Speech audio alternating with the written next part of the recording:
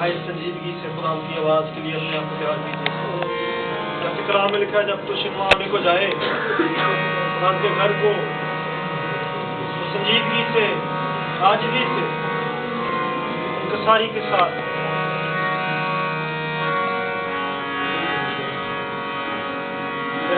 जितने बैठना चाहते हैं बैठ जाइए, कुरान से जाके खड़े नहीं।